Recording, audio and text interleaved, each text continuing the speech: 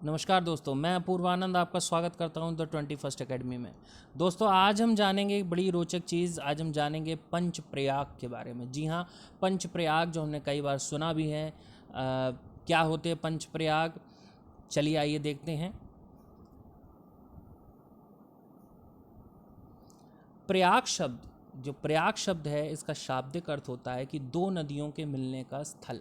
जी हाँ, दो नदियों के मिलने का स्थल जहाँ यज्ञ और पूजन भी किया जाता है, उस जगह को हम प्रयाग कहते हैं। भारत के उत्तराखंड राज्य में ये 5 प्रयाग स्थित हैं। वो हैं विष्णु प्रयाग, नंद प्रयाग, कर्ण प्रयाग, रुद्र प्रयाग और देव प्रयाग। तो ये ऊपर से नीचे मतलब सिरोटिकल ऑर्डर में है ये। जैसे कि आप मैप में भी देख सकते हैं, यहाँ आप मैप में देख सकते हैं कि बद्रीनाथ जो है, यहाँ दिख रहा है आपको बद्रीनाथ। तो बद्रीनाथ से अलकनंदा, जैसे आप देख रहे हैं, आ रही है अलकनंदा नदी आ रही है, ये ऑरेंज कलर में आपको जो दिख रही है। और धौली गंगा जो है वो नदी आके ये अलकनंदा में मिलती है और ये विष्णु प्रयाग है पहला। ठीक है, ये विष्णु प्रयाग है। फिर ये अलकनंदा नीचे आती है और यहाँ पे आप देख रहे हैं नंदाकिनी नदी है, ये जाके जो है अलकनंदा में मिल जाती है और ये बनता है नंद प्रयाग। जी हाँ, नंदाकिनी, मंदाकिनी यहाँ है, नंदाकिनी ये है, कन्फ्यूज़ मत होइएगा। फिर नीचे जब ये अलकनंदा आती है तो पिंडर नदी जो है वो आके अलकनंदा में मिलती है जो है, और ये बन जाता है कर्णप्रयाग। जी हाँ, यहाँ आप देख रहे हैं कर्णप्रयाग। फिर ये अलकनंदा आगे बढ़ती है और केदारनाथ के पास से आ रही है मंदाकिनी नदी। तो जब ये अलकनंदा में मिलती है तो ये बन जाता है रुद्रप्रयाग।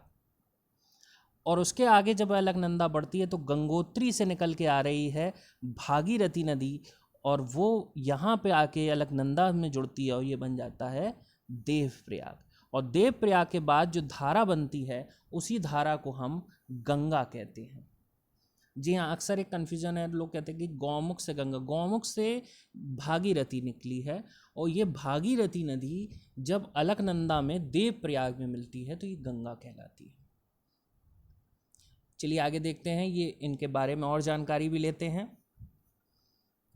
पहला है विष्णु प्रयाग। जी हाँ, विष्णु प्रयाग वो जगह है जहाँ अलकनंदा और धौली गंगा का संगम होता है। यह विष्णु प्रयाग जो है ये अलकनंदा जो कि सतोपंथ हिमनद से निकलती है, और धौली गंगा जो दोवन हिमानी हिमनद से निकलती है, ये उनका संगम स्थल है। यह उत्तराखंड के चमोली जिले में स्थित है। कथाओं के अनुसार इस स्थान पर तपस्या कर रहे देवर्षि नारद जी को भगवान विष्णु ने दर्शन दिए थे। तो उसके बाद इस जगह को एक जो है कथाओं में इसको विष्णु प्रयाग कहा गया। और वर्ष 1889 में आते आते 1889 में यहाँ इंदौर की महारानी अहिल्याबाई ने विष्णु भगवान का एक अष्टकोणीय मंदिर का निर्माण करवाया था। अगला है नंद प्रयाग। जी हाँ, नंद प्रयाग, उसके बाद जो विष्णु प्रयाग से आप नीचे आते हैं तो नंद प्रयाग आता है। नंद प्रयाग में अलकनंदा और नंदाकिनी नदी, जैसे कि हमने मैप में देखा था, नंदाकिनी नदी आके यहाँ मिलती है।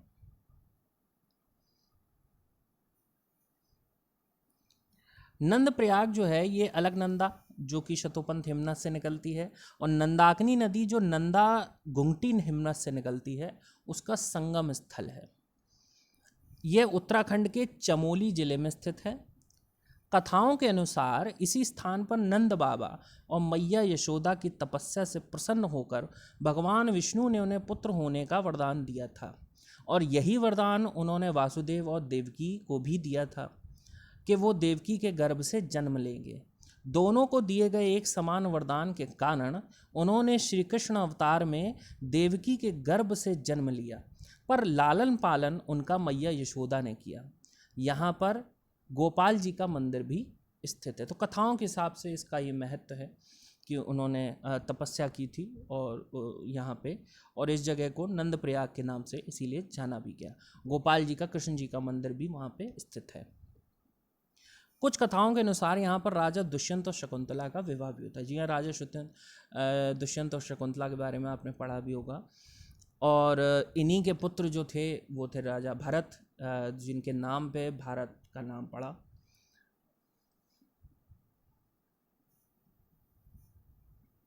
अगला है कर्णप्रयाग। जी हाँ, कर्णप्रयाग वो स्थान है जहाँ अलकनंदा और पिंडर नदी का संगम होता है। उसी के नीचे, नंदप्रयाग के नीचे आप आते हैं तो कर्णप्रयाग आ जाता है। कर्णप्रयाग यह अलकनंदा जो कि शतोपंथ हिमनद से निकलती है, और पिंडर नदी जो पिंडर हिमनद से निकलती है, उसका संगम स्थल है।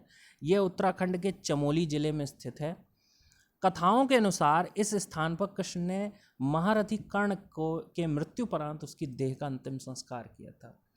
महाभारत में कर्ण जो योद्धा थे, उनकी जब मृत्यु हो गई थी तो कृष्ण ने उनका अंतिम संस्कार यहीं पे किया था। इस स्थान पर स्वामी विवेकानंद ने 18 दिन तक तपस्या भी की है।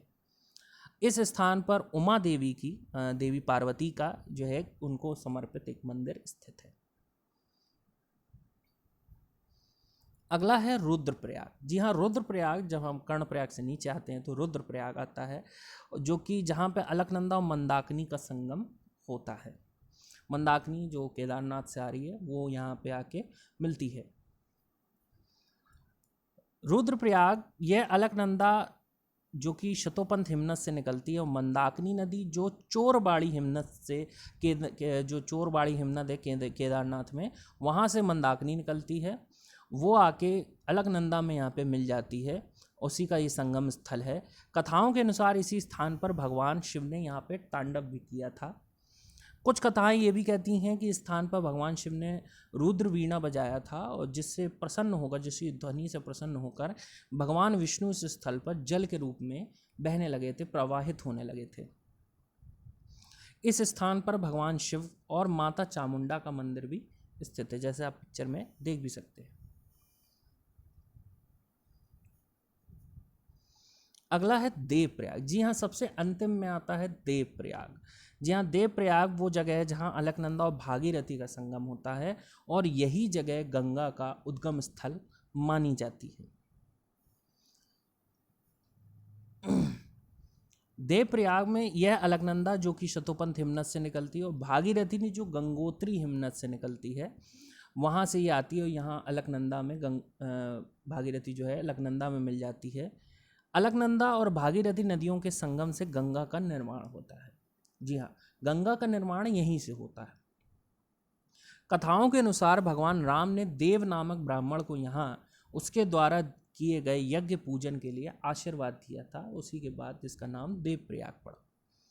वैष्णव पंथ के अनुसार यह स्थान भगवान विष्णु के 108 दिव्य देशम में से एक है। दिव्य मतलब 108 जो उनके पीठ हैं, जो शक्ति जगह हैं, वो मानी जाती हैं विष्णु पंथ वैष्णव पंथ में। उनके अनुसार ये एक स्थल है। अगर आप इस पिक्चर में आप देखेंगे तो दाएं में जो है आपको अलकनंदा नदी दिखाई देगी, राइट में यहाँ पे, और लेफ्ट में आपको यहाँ भागीरथी नदी दिखाई देगी। आप देख सकते हैं कि अलकनंदा बहुत ही शांत प्रवाह में आ रही है, और भागीरथी वहीं प्रचंड प्रवाह में आती है। और जब यहाँ ये बन जाती है तो यहाँ पे ये धारा जो आगे बढ़ जाती है, यही गंगा कहलाती है। तो कह सकते हैं यहाँ गंगा का उद्गम स्थल होता है, यहीं से गंगा बनती है।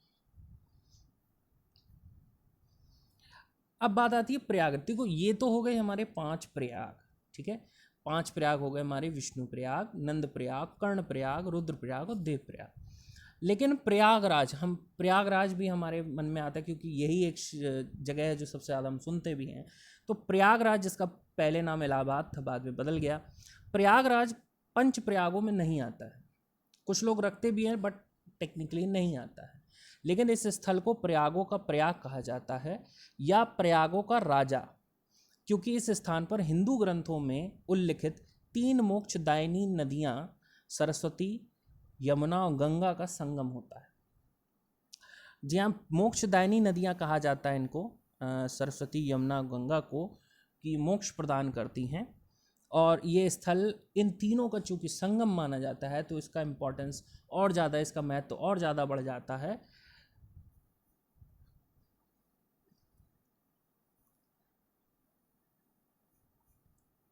प्रयागराज जो है 3 नदियों गंगा, यमुना और सरस्वती, जो कि विलुप्त मानी जाती है, विलुप्त हो चुकी है, नदी का संगम स्थल है। यह एक हिंदू तीर्थ स्थल है। यहाँ पर 12 वर्ष में के अंतराल में कुंभ मेला और 6 वर्ष के अंतराल में अर्ध कुंभ मेला आयोजित किया जाता है। जी हाँ, 12 वर्ष में एक पूर्ण कुंभ मेला लगता है, और हर 6 वर्ष में एक अर्ध कुंभ मेला आयोजित किया जाता है। प्रयागराज के अलावा उज्जैन, नासिक, हरिद्वार में भी कुंभ मेला आयोजित है। जी हाँ, ये 4 जगह कभी पूछा भी जा सकता है, याद रखिएगा। ये 4 स्थल हैं जहाँ पे कुंभ मेला आयोजित होता है, प्रयागराज, उज्जैन, नासिक और हरिद्वार। 1583 ईस्वी में यहाँ मुगल बादशाह अकबर ने किले का निर्माण करवाया था और इस स्थान का नाम प्रयाग से बदलकर इलाहाबाद या इलाहाबाद कर दिया था। बाद में शाहजहां ने इस स्थान का नाम अलाहाबाद कर दिया था। वर्ष 1858 में ब्रिटिश ईस्ट इंडिया के काल में इलाहाबाद को एक दिन के लिए भारत की राजधानी भी बनाया गया था। तो इलाहाबाद का काफ़ी इम्पोर्टेंस रहा है, आज भी इलाहाबाद का काफ़ी इम्पोर्टेंस है। तो आपको हमारा वीडियो कैसा लगा हमें ज़रूर बताएं।